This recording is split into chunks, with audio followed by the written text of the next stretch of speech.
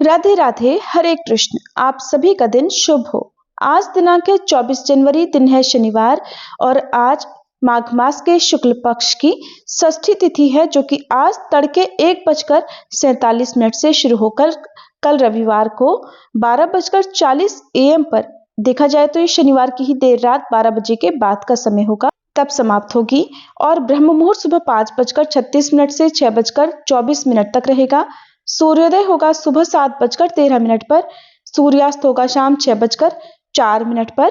राहु काल सुबह 9 बजे से 10:30 बजे तक रहेगा।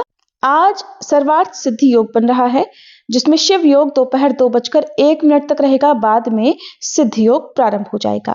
आइए पहले हर दिन की तरह सुनते हैं सीता नित्यनेम की कहानी। सभी प्रेम से बोलिए सीता मैया की जय। इस कहानी को सीता माता कहती थी और प्रभु श्री राम सुना करते थे। एक दिन श्री राम भगवान को किसी काम के लिए बाहर जाना पड़ा, तो सीता माता कहने लगी कि भगवान, मेरा तो 12 वर्ष का नित्यनेम है, अब आप बाहर जाएंगे तो मैं अपनी कहानी किसे सुनाऊंगी। तब श्री राम ने कहा कि सीते, आप कुएं की पाल पर जाकर बैठ जाना और वहां पर जो भी औरतें पानी भरने आएंगी उन्हें अपनी कहानी सुना दिया करना। सीता माता कुएं की पाल पर जाकर बैठ गई। तभी एक स्त्री आई। उसने रेशम की जरी की साड़ी पहन रखी थी और सोने का घड़ा ले रखा था। सीता माता उसे देखकर कहने लगी, बहन, मेरा 12 वर्ष का नित्यनेम सुन लो। पर वह स्त्री बोली कि मैं तुम्हारा नित्यनेम सुनूंगी तो मुझे तो घर जाने में देर हो जाएगी और मेरी सास मुझसे झगड़ा करेगी। इसलिए उसने कहानी नहीं सुनी और अपने घर चली गई। लेकिन उसके घर जाते ही उसकी रेशम जरी की साड़ी फट गई। सोने का घड़ा मिट्टी के घड़े में बदल गया। सासू ने देखा तो पूछा, अरे बहू, ये किसका दोष अपने सिर लेकर आ गई है। बहू बोली, माँ जी, कुएं पर एक औरत बैठी थी। उसने अपनी कहानी सुनने के लिए कहा, लेकिन मैंने नहीं सुनी। शायद उसी का ये फल मुझे मिला है। बहू की बात सुनकर अगले दिन वही साड़ी और वही घड़ा लेकर सास कुएं की पाल पर गई। सास को वहीं पर सीता माता बैठी मिली, तो माता सीता ने कहा, बहन, मेरी कहानी सुन लीजिए। सासू बोली, एक बार छोड़, मैं तो 4 बार कहानी सुन लूंगी। तब सीता माता बोली, राम आए लक्ष्मण आए, देश के पुजारी आए, नित नेम का नेम लाए, आओ राम बैठो राम, तपी रसोई जीमो राम, माखन मिश्री खाओ राम, दूध पताशा पियो राम, सूत के पल का मोठो राम, शाल दुशाला पोठो राम, शाल दुशाला ओढ़ो राम, जब बोलूं राम ही राम, राम सवारे सबके काम, खाली घर भंडार भरेंगे, सबका बेड़ा पार करेंगे। श्री राम जय जय राम। सासू बोली, बहन, कहानी तो बहुत अच्छी लगी। फिर कहानी सुनकर सासू घर चली गई और उसकी साड़ी फिर से रेशम जरी की बन गई। मिट्टी का घड़ा भी फिर वापस से सोने के घड़े में बदल गया। बहू ने देखा तो कहने लगी, सासू माँ, आपने ये सब कैसे किया। सासू बोली, बहू, तू दोष लगा कर आई थी और मैं अब दोष उतार कर आ रही हूँ। बहू ने पूछा कि माँ जी, वह कुएं वाली स्त्री कौन है। सासू ने बताया कि वह तो सीता माता थी।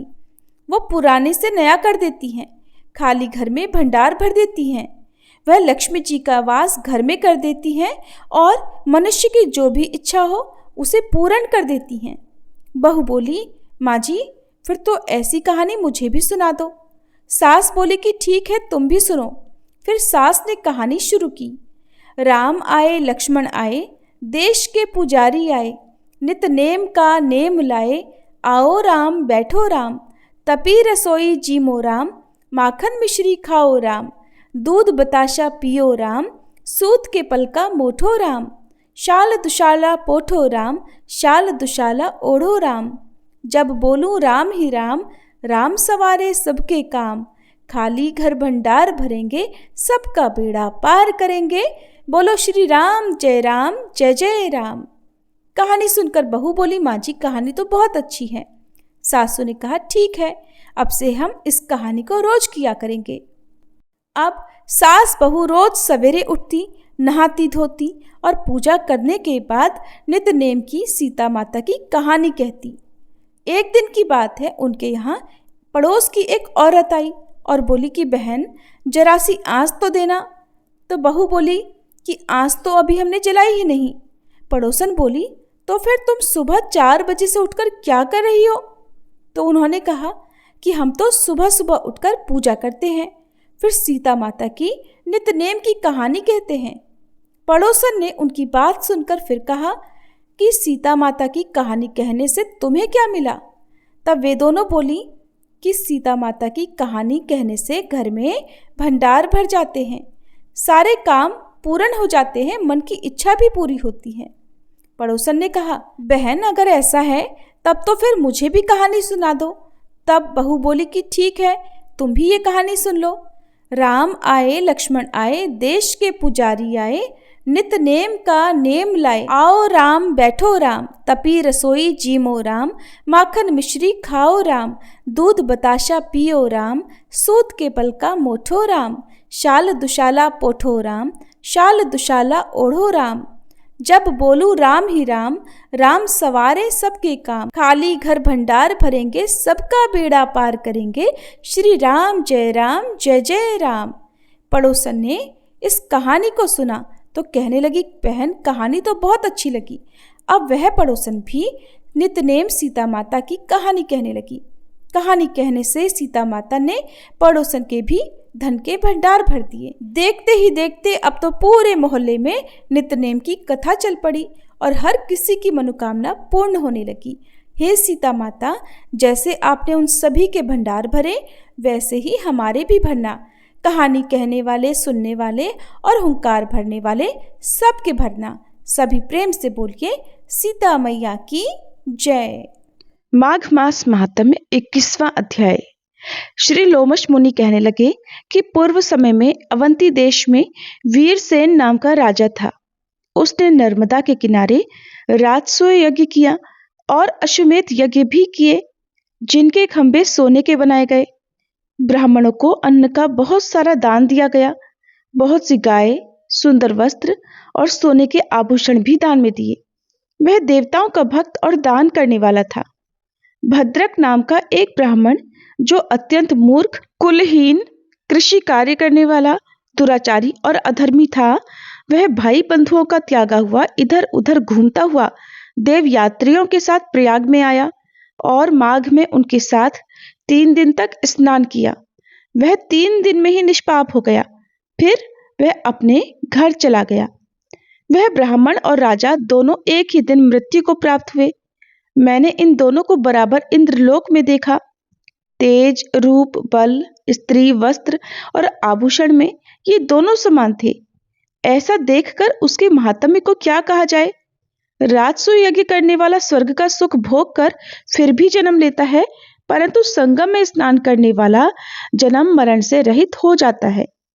गंगा और यमुना जी के संगम की हवा के स्पर्श से ही बहुत से दुख नष्ट हो जाते हैं। अधिक क्या कहें। और किसी भी तीर्थ में किए गए पाप माघ मास के प्रयाग में स्नान करने से नष्ट हो जाते हैं। मैं पिशाच मोचन नाम का एक पुरातन इतिहास सुनाता हूँ, ध्यानपूर्वक सुनो। इस इतिहास को वह कन्याएं और तुम्हारा पुत्र भी सुने, उससे इनको स्मृति प्राप्त होगी। पुराने समय में देवद्युति नाम का बड़ा गंभीर और वेदों का पारंगत एक वैष्णव ब्राह्मण था। उसने पिशाच को निर्मुक्त किया था। वेद निधि कहने लगे कि वह कहाँ का रहने वाला था, किसका पुत्र, किस पिशाच को उसने निर्मुक्त किया। आप विस्तार पूर्वक ये सब कथा भी सुनाइए।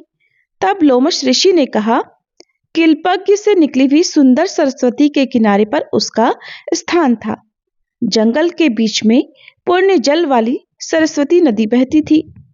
वन में अनेक प्रकार के पशु भी विचरते थे। उस ब्राह्मण के श्राप से भय से पवन भी बहुत सुंदर चलती थी और वन चैत्र रथ के समान था। उस जगह धर्मात्मा देवद्युति रहता था। उसके पिता का नाम सुमित्र था और वह लक्ष्मी जी के वरदान से उत्पन्न हुआ था। वह सदैव आत्मा को स्थिर रखता, गर्मी में अपने नेत्र सूर्य की तरफ रखता, वर्षा में खुली जगह पर तपस्या करता, हेमंत ऋतु में सारस्वत सरोवर में बैठता और त्रिकाल संध्या करता।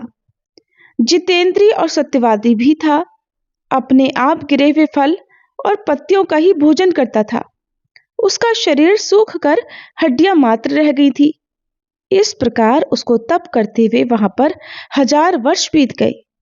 तप के प्रभाव से उसका शरीर अग्नि के समान प्रज्वलित था।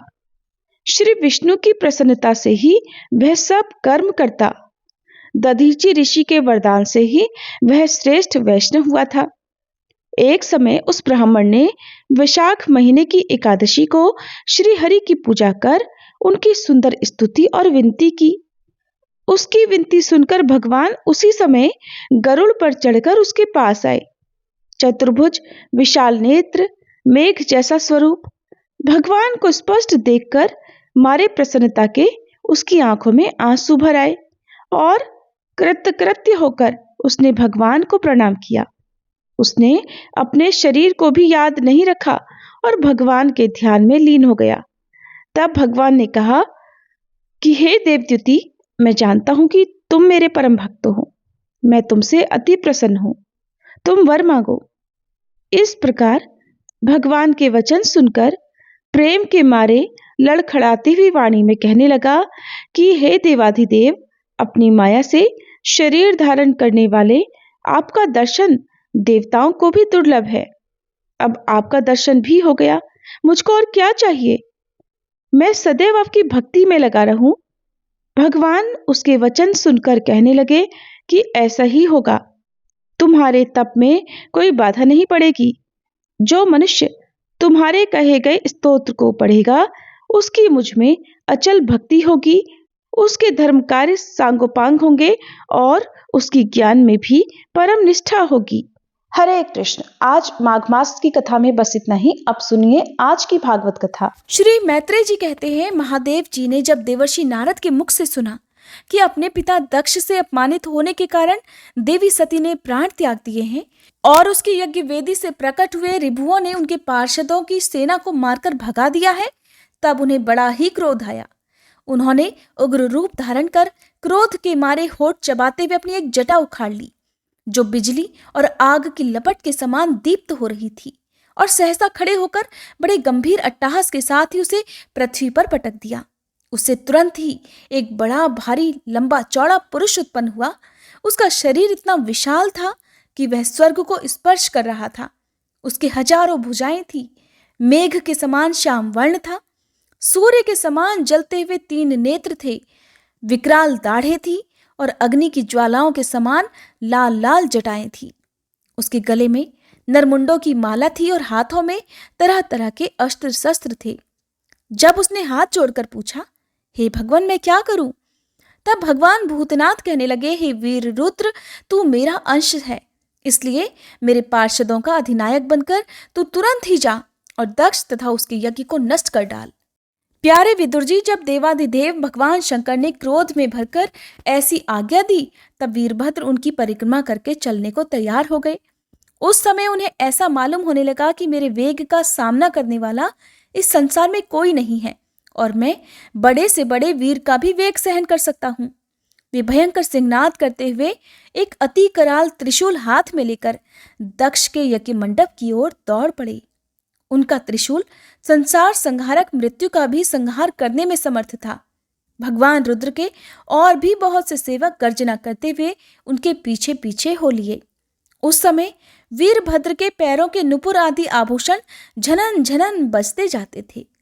इधर यज्ञशाला में बैठे हुए ऋत्विज, यजमान, सदस्य तथा अन्य ब्राह्मण और ब्राह्मणियों ने जब उत्तर दिशा की ओर धूल उड़ती देखी, तब वे सोचने लगे, अरे ये अंधेरा सा कैसे होता जा रहा है? ये धूल कहाँ से छा गई?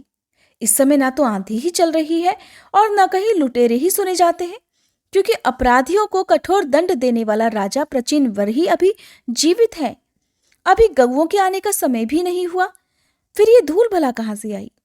क्या इसी समय संसार का प्रलय तो नहीं होने वाला? तब दक्ष पत्नी प्रसूति एवं अन्य स्त्रियों ने व्याकुल होकर कहा, प्रजापति दक्ष ने अपनी सारी कन्याओं के सामने बेचारी निरपराधा सती का तिरस्कार किया था। मालूम होता है कि उसी का फल है, अथवा हो न हो ये संसार मूर्ति भगवान रुद्र के अनादर का ही परिणाम है। प्रलय काल उपस्थित होने पर जिस समय वे अपने जटाजूट को बिखेर कर तथा शस्त्रास्त्रों से सुसज्जित अपनी भुजाओं को ध्वजा के समान फैलाकर तांडव नृत्य करते हैं, उस समय उनके त्रिशूल के फलों से दिग्गज बिंध जाते हैं और उनके मेघ गर्जन के समान भयंकर अट्टहास से दसों दिशाएं विदीर्ण हो जाती हैं। उस समय उनका तेज असह्य होता है। वे अपनी भौहें टेढ़ी करने के कारण बड़े दुर्धर्ष से जान पड़ते हैं और उनकी विकराल दाढ़ों से तारागण अस्त व्यस्त हो जाते हैं। उन क्रोध में भरे हुए भगवान शंकर को बार बार कुपित करने वाला पुरुष साक्षात विधाता ही क्यों न हो, क्या कभी उसका कल्याण हो सकता है? जो लोग महात्मा दक्ष के यज्ञ में बैठे हुए थे, वे भय के कारण एक दूसरे की ओर कातर दृष्टि से निहारते हुए ऐसी ही तरह तरह की बातें कर रहे थे कि इतने में ही आकाश और पृथ्वी में सब ओर सहस्त्रों भयंकर उत्पात होने लगे। विदुर जी, इसी समय दौड़कर आए हुए रुद्र सेवकों ने उस महान यज्ञ मंडप को सब ओर से घेर लिया। वे सब तरह तरह के अस्त्र शस्त्र लिए हुए थे। उनमें कोई बौने, कोई भूरे रंग के, कोई पीले और कोई मगर के समान पेट और मुख वाले थे।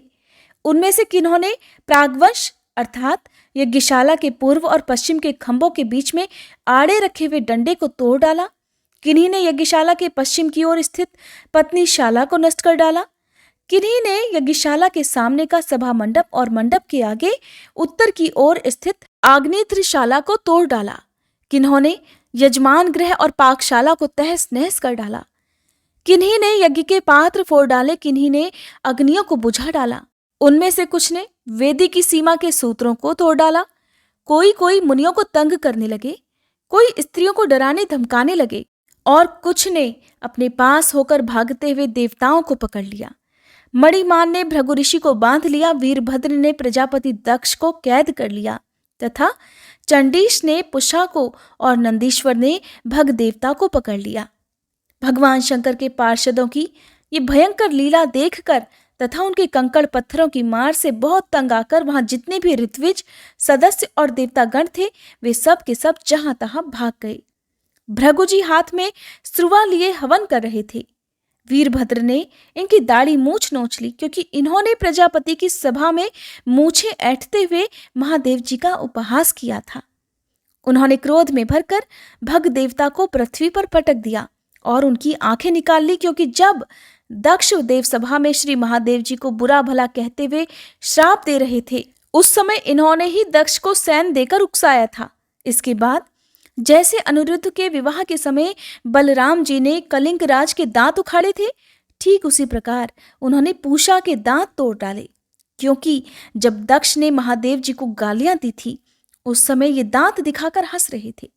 फिर वे दक्ष की छाती पर बैठकर एक तेज तलवार से उसका सिर काटने लगे, परंतु बहुत प्रयत्न करने पर भी वे उस समय उसे धड़ से अलग नहीं कर पाए। जब किसी भी प्रकार के अस्त्र शस्त्रों से दक्ष की त्वचा नहीं कटी, तब वीरभद्र को बड़ा आश्चर्य हुआ और वे बहुत देर तक विचार करते रहे। तब उन्होंने यज्ञ मंडप में यज्ञ पशुओं को जिस प्रकार मारा जाता है, उसे देखकर उसी प्रकार दक्ष रूप उस यजमान पशु का सिर धड़ से अलग कर दिया। ये देखकर भूत प्रेत और पिशाच आदि तो उनके इस कर्म की प्रशंसा करते हुए वाह वाह करने लगे और दक्ष के दलवालों में हाहाकार मच गया। वीरभद्र ने क्रोधित होकर दक्ष के कटे हुए सिर को यज्ञ की दक्षिणाग्नि में डाल दिया और उस यज्ञशाला में आग लगाकर यज्ञ को विध्वंस करके वे कैलाश पर्वत को वापस लौट गए। श्री मैत्रेय जी कहते हैं, हे विदुर जी, इस प्रकार जब रुद्र के सेवकों ने समस्त देवताओं को हरा दिया और उनके संपूर्ण अंग प्रत्यंग भूत प्रेतों के त्रिशूल, पट्टिश, खड्ग, गदा, परिघ और मुद्गर आदि आयुधों से छिन्न भिन्न हो गए, तब वे ऋत्विज और सदस्यों के सहित बहुत ही डरकर ब्रह्मा जी के पास पहुंचे और प्रणाम करके उन्हें सारा वृतांत कह सुनाया। भगवान ब्रह्मा जी और सर्वांतर्यामी श्री नारायण पहले से ही इस भावी उत्पात को जानते थे, इसी से वे दक्ष के यज्ञ में नहीं गए थे। अब देवताओं के मुख से वहां की सारी बात सुनकर उन्होंने कहा, हे देवताओं, परम समर्थ तेजस्वी पुरुष से कोई दोष भी बन जाए तो भी उसके बदले में अपराध करने वाले मनुष्यों का भला नहीं हो सकता। फिर तुम लोगों ने तो यज्ञ में भगवान शंकर का प्राप्य भाग न देकर उनका बड़ा भारी अपराध किया है। परंतु शंकर जी बहुत शीघ्र प्रसन्न होने वाले हैं, इसलिए तुम लोग शुद्ध हृदय से उनके पैर पकड़कर उन्हें प्रसन्न करो, उनसे क्षमा मांगो। दक्ष के दुर्वचन रूपी बाणों से उनका हृदय तो पहले से ही बिंध रहा था, उस पर उनकी प्रिया सती जी का वियोग हो गया। इसलिए यदि तुम लोग चाहते हो कि वह यज्ञ फिर से आरंभ होकर पूर्ण हो, तो पहले जल्दी जाकर उनसे अपने अपराधों के लिए क्षमा मांगो, नहीं तो उनके कुपित होने पर लोकपालों के सहित इस समस्त लोकों का भी बचना असंभव है। भगवान रुद्र परम स्वतंत्र हैं।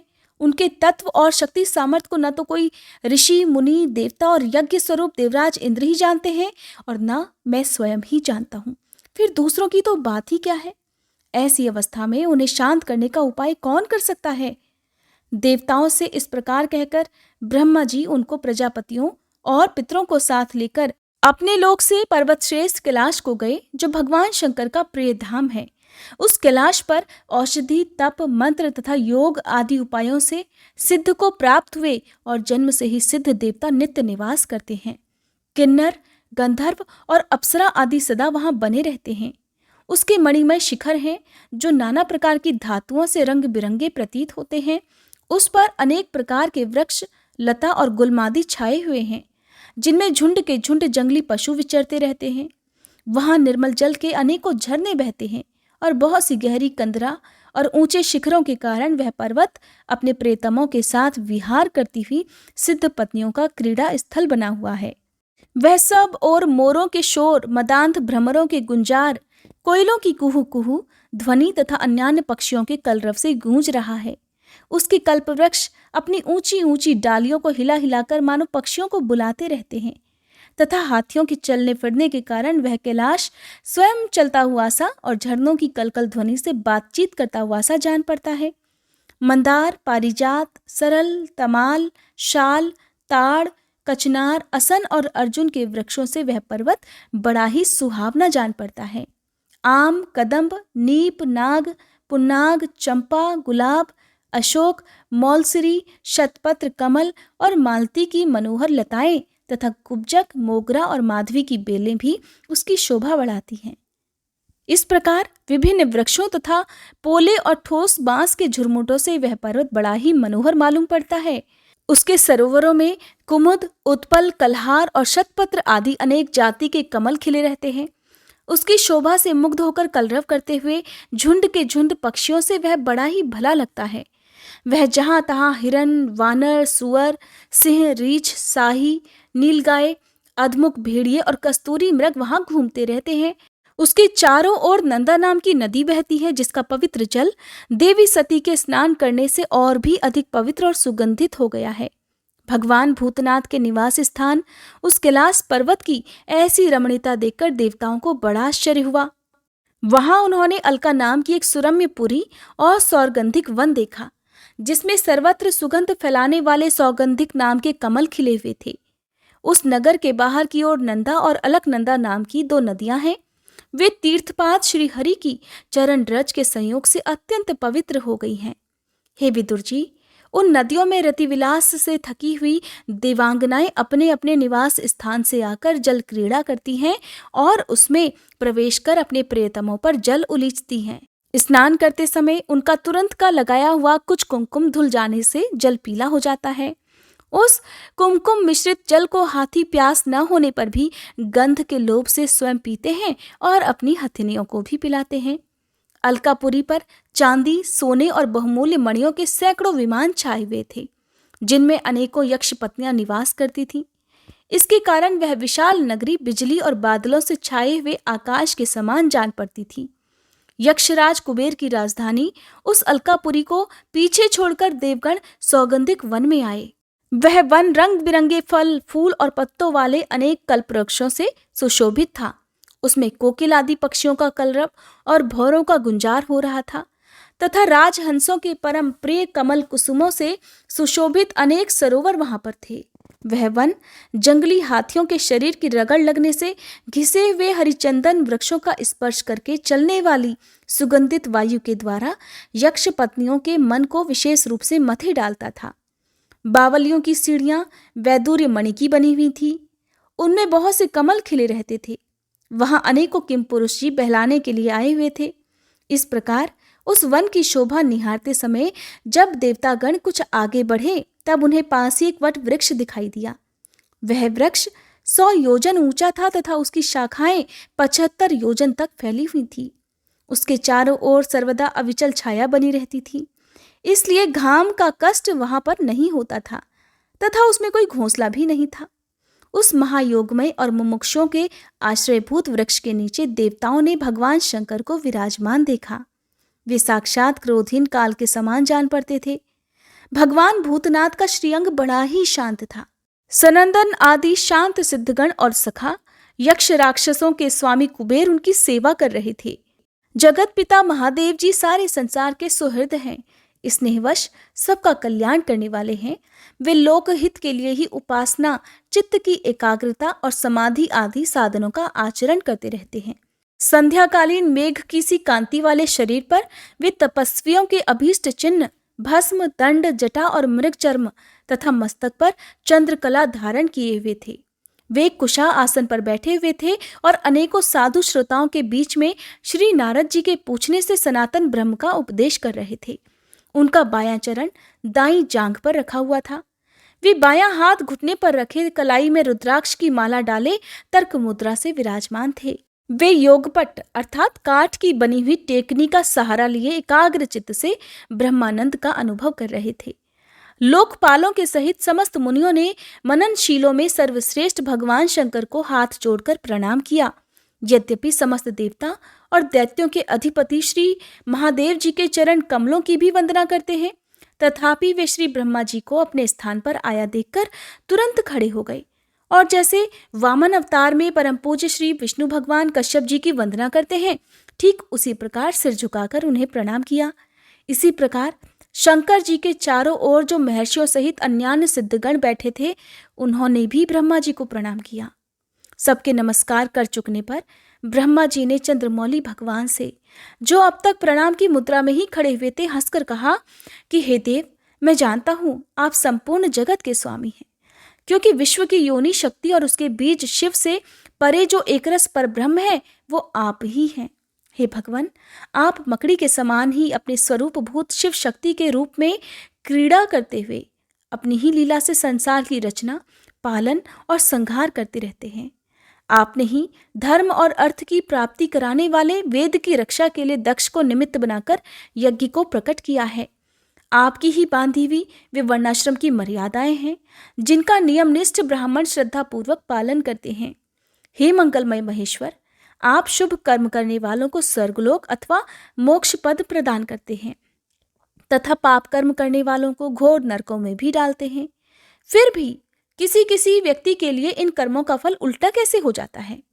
जो महानुभाव आपके चरणों में अपने को समर्पित कर देते हैं, जो समस्त प्राणियों में आपकी ही झांकी करते हैं और जो समस्त जीवों को अभेद दृष्टि से आत्मामय ही देखते हैं, उन पशुओं के समान वे प्रायः क्रोध के अधीन नहीं होते। जो लोग भेद बुद्धि होने के कारण कर्मों में ही आसक्त हैं, जिनकी नीयत अच्छी नहीं है, दूसरों की उन्नति देखकर जिनका चित्त रात दिन कुढ़ा करता है, और जो मर्मभेदी अज्ञानी अपने दुर्वचनों से दूसरों का चित्त दुखाया करते हैं, आप जैसे महापुरुषों के लिए उन्हें भी मारना उचित नहीं है, क्योंकि वे बेचारे तो विधाता के ही मारे हुए हैं। हे देवाधिदेव, भगवान कमल नाभ की प्रबल माया से मोहित हो जाने के कारण यदि किसी पुरुष की कभी किसी स्थान में भेद बुद्धि होती है, तो भी साधु पुरुष अपने पर दुख कातर स्वभाव के कारण उस पर कृपा ही करते रहते हैं। दैववश जो कुछ हो जाता है वे उसे रोकने का प्रयत्न भी नहीं करते। हे प्रभु, आप सर्वज्ञ हैं।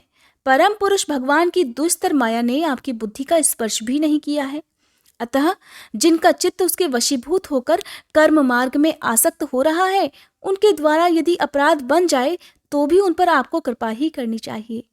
हे भगवान, आप सबके मूल हैं। आप ही संपूर्ण यज्ञों को पूर्ण करने वाले हैं। यज्ञ भाग पाने का भी आपको पूरा अधिकार है। फिर भी इस दक्ष यज्ञ के बुद्धिहीन याजकों ने आपको यज्ञ भाग नहीं दिया, इसी से आपके द्वारा ये विध्वंस हुआ। अब आप इस अपूर्ण यज्ञ का पुनरुद्धान करने की कृपा करें। हे प्रभु, ऐसा कीजिए जिससे यजमान दक्ष फिर जी उठे, भगव देवता को नेत्र मिल जाएं, भृगु जी के दाढ़ी मूछ आ जाए और पूषा के पहले के ही समान दांत निकल आए। हे रुद्रदेव, अस्त्र शस्त्र और पत्थरों की बौछार से जिन देवता और ऋत्विजों के अंग प्रत्यंग घायल हो गए हैं, आपकी कृपा से वे फिर से ठीक हो जाएं। यज्ञ संपूर्ण होने पर जो कुछ भी शेष रहे वह सब आपका भाग होगा। हे यज्ञ विध्वंसक, आज ये यज्ञ आपके ही भाग से पूर्ण हो।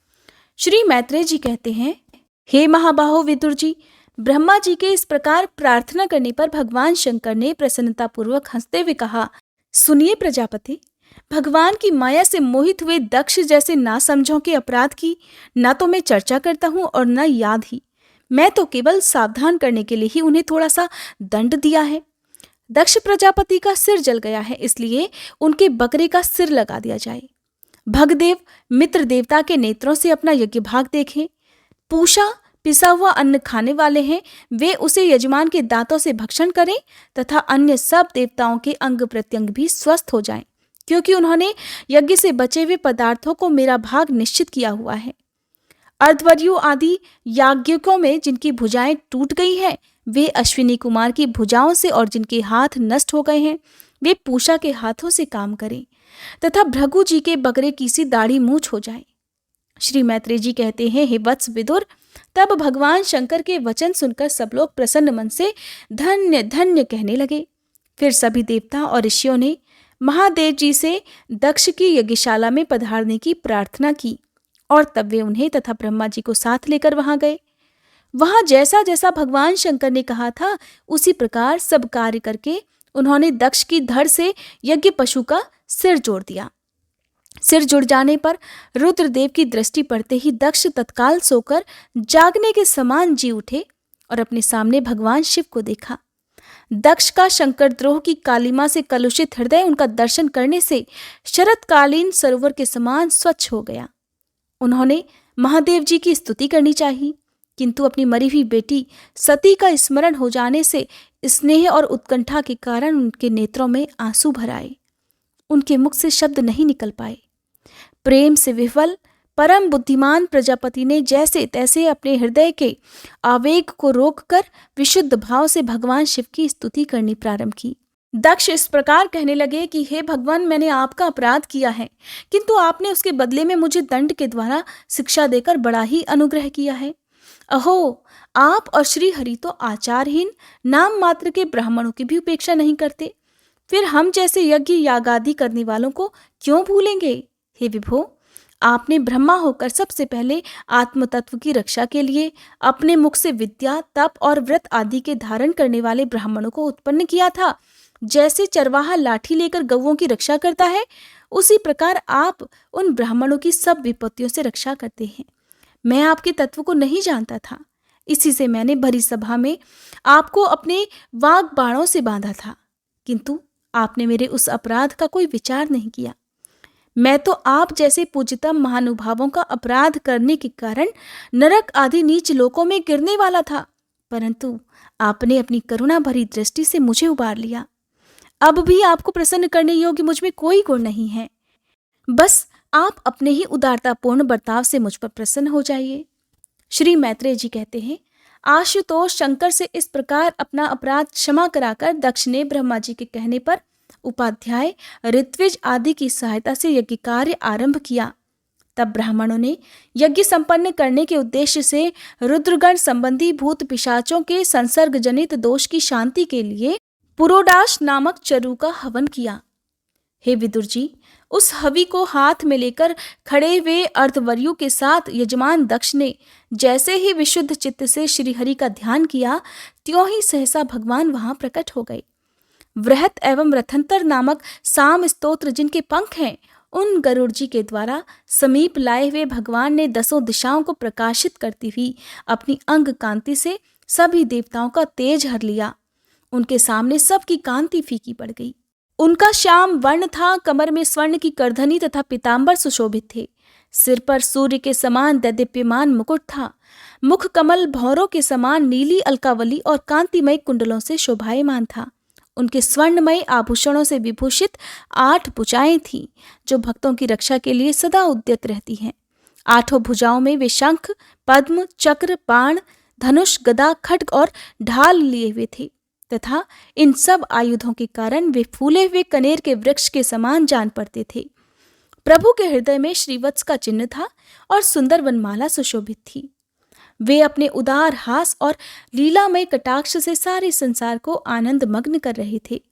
पार्षदगण दोनों ओर राजहंस के समान सफेद पंखे और चवर ढुला रहे थे। भगवान के मस्तक पर चंद्रमा के समान शुभ्र छत्र शोभा दे रहा था। भगवान पधारे हैं ये देखकर देवराज इंद्र, ब्रह्मा और महादेव जी आदि देवेश्वरों सहित समस्त देवता, गंधर्व और ऋषि आदि ने सहसा खड़े होकर उन्हें प्रणाम किया। उनके तेज से सबकी कांति फीकी पड़ गई, जिह्वा लड़खड़ाने लगी। वे सब के सब सकपका गए और मस्तक पर अंजलि बांधकर भगवान के सामने खड़े हो गए। यद्यपि भगवान की महिमा तक ब्रह्मा आदि की मति भी नहीं पहुंच पाती, तब भी भक्तों पर कृपा करने के लिए दिव्य रूप में प्रकट हुए श्री हरि की वे अपनी अपनी बुद्धि के अनुसार स्तुति करने लगे। सबसे पहले प्रजापति दक्ष एक उत्तम पात्र में पूजा की सामग्री लेकर नंद, सुनंदन आदि पार्षदों से घिरे हुए प्रजापतियों के परम गुरु भगवान यज्ञेश्वर के पास गए। फिर अति आनंदित होकर विनीत भाव से हाथ जोड़कर प्रार्थना करते हुए प्रभु के शरणापन्न हुए।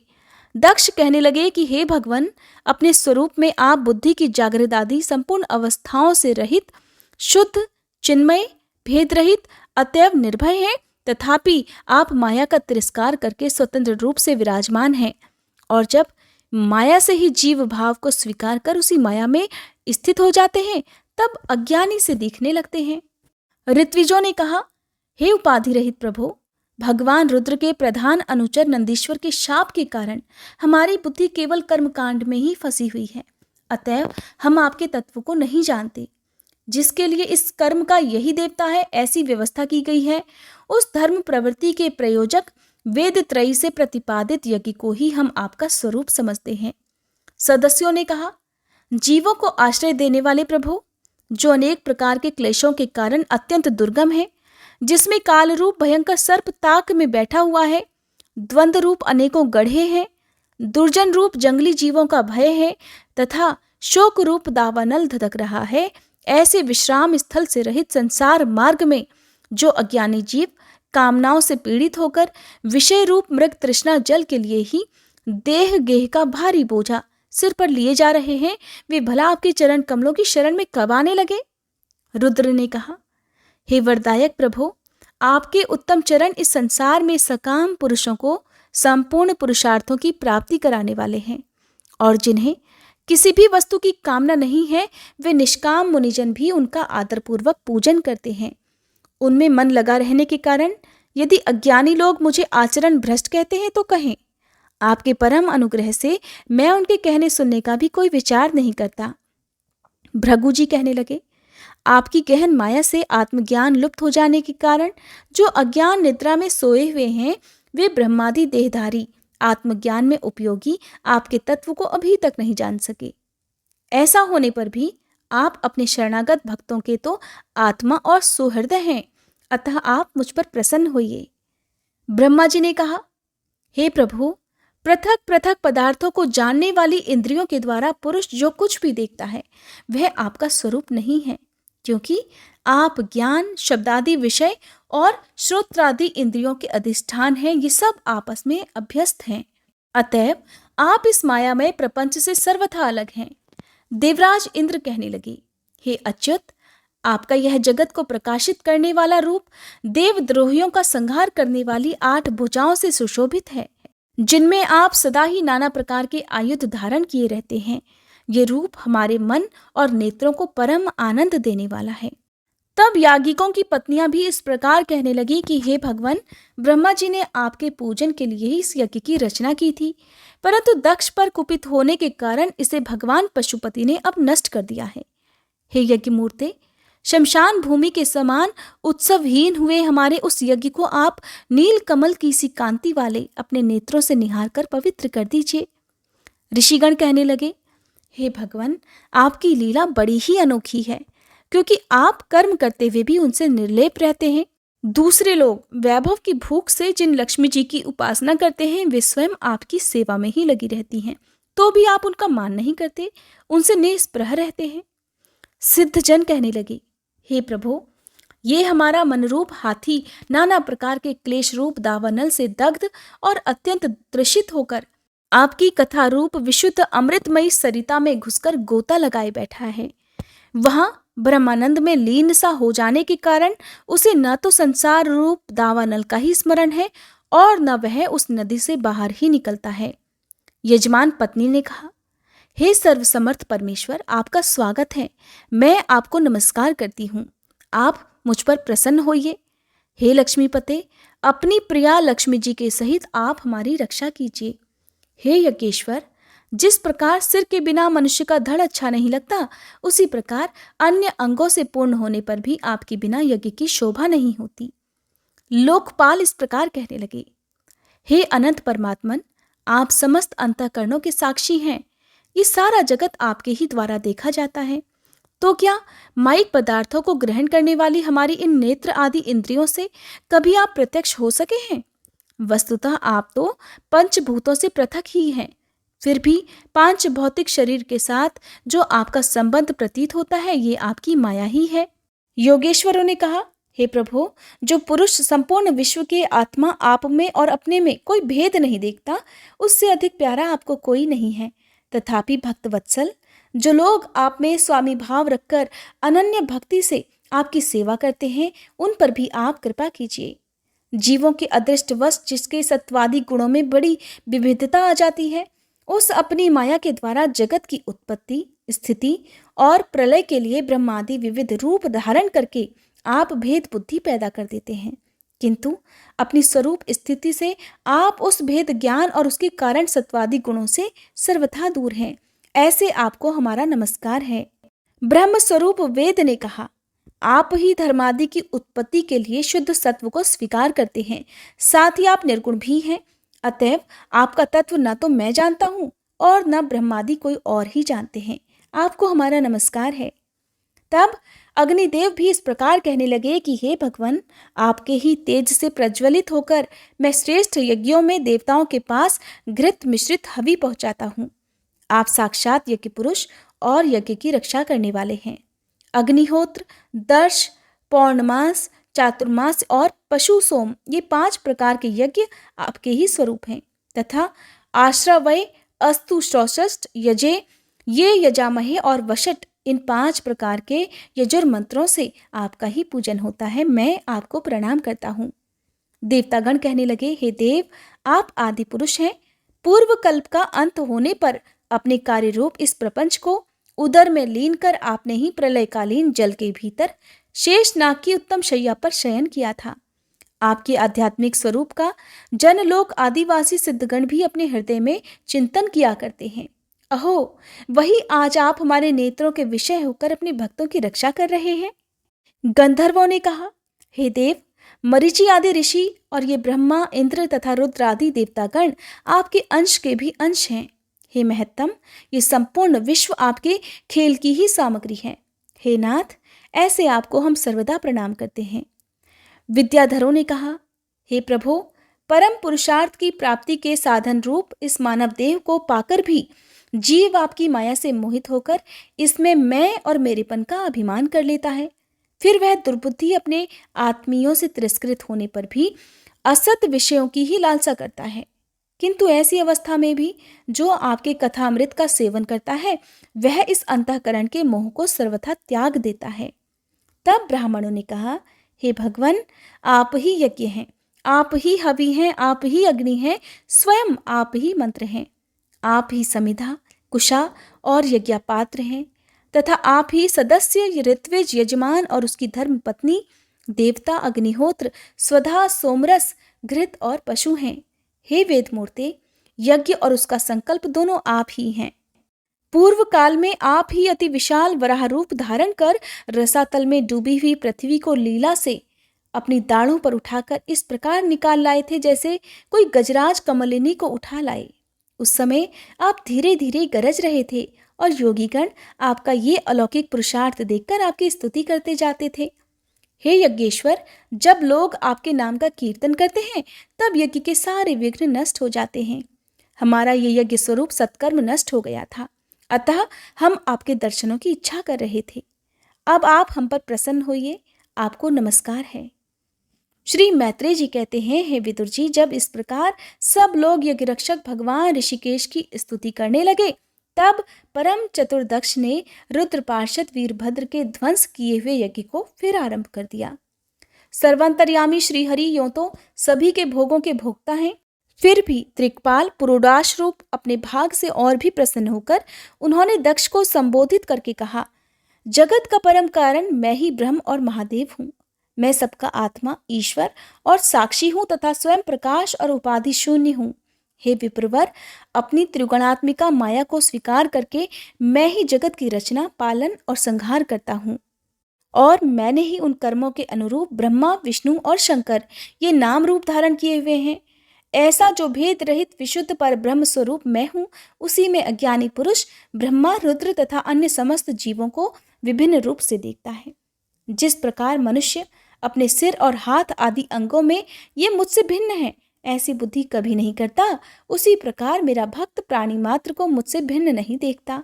हे ब्राह्मण, हम ब्रह्मा, विष्णु और महेश्वर तीनों स्वरूपतः एक ही हैं और हम ही संपूर्ण जीव रूप हैं।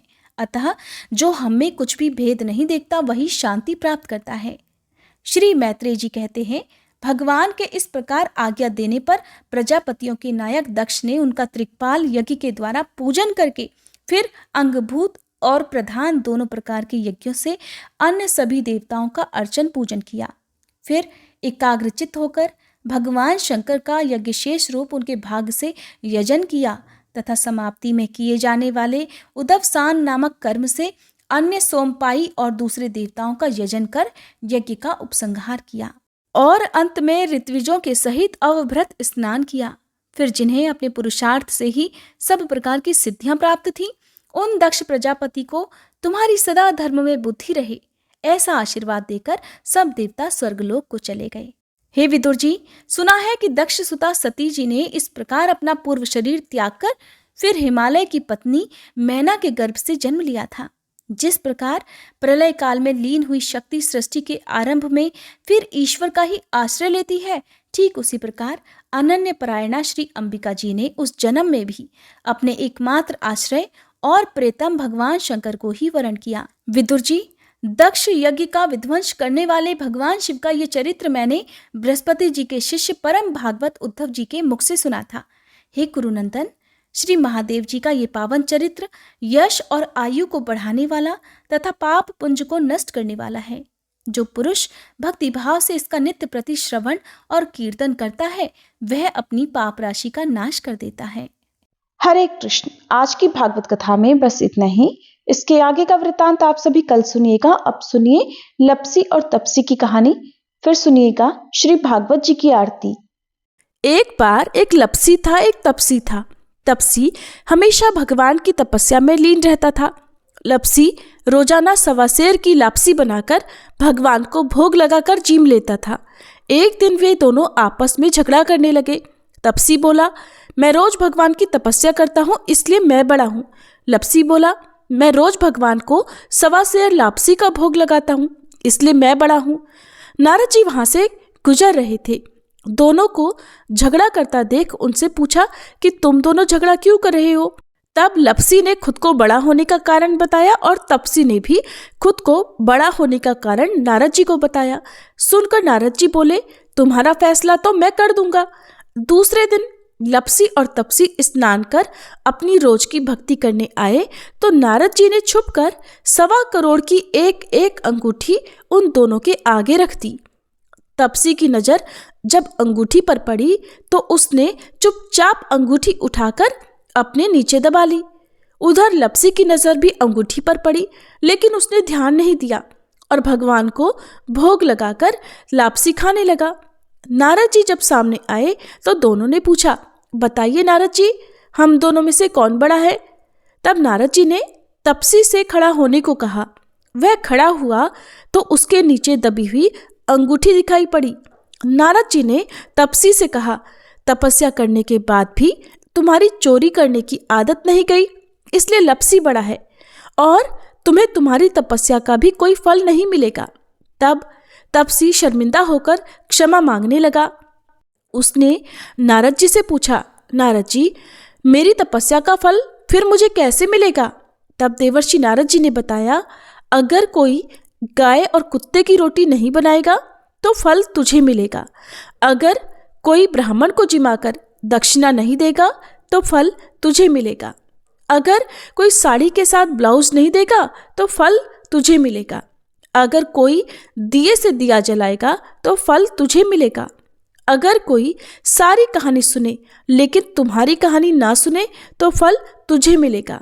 उसी दिन से हर व्रत कथा और कहानी के साथ लपसी तपसी की कहानी भी सुनी और कही जाती है।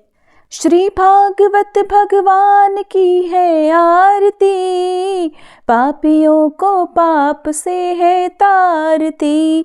श्री भागवत भगवान की है आरती, पापियों को पाप से है तारती। ये अमर ग्रंथ, ये मुक्ति पंथ, ये पंचम वेद निराला, नव ज्योति जलाने वाला। हरि नाम यही, हरि धाम यही, हरि नाम यही, हरि धाम यही, यही जग मंगल की आरती, पापियों को पाप से है तारती। श्री भागवत भगवान की है आरती, पापियों को पाप से है तारती। ये शांति गीत पावन पुनीत, पापों को मिटाने वाला, हरि दर्श दिखाने वाला। ये सुख करनी, ये दुख हरनी, ये सुख करनी, ये दुख हरनी। श्री मधुसूदन की आरती, पापियों को पाप से है तारती। श्री भागवत भगवान की है आरती, पापियों को पाप से है तारती। ये मधुर बोल जग फंद खोल, सन्मार्ग दिखाने वाला, बिगड़ी को बनाने वाला। श्री राम यही, घनश्याम यही, श्री राम यही, घनश्याम यही, यही प्रभु की महिमा की आरती, पापियों को पाप से है तारती। श्री भागवत भगवान की है आरती, पापियों को पाप से है तारती। श्री भागवत भगवान की है आरती, पापियों को पाप से है तारती।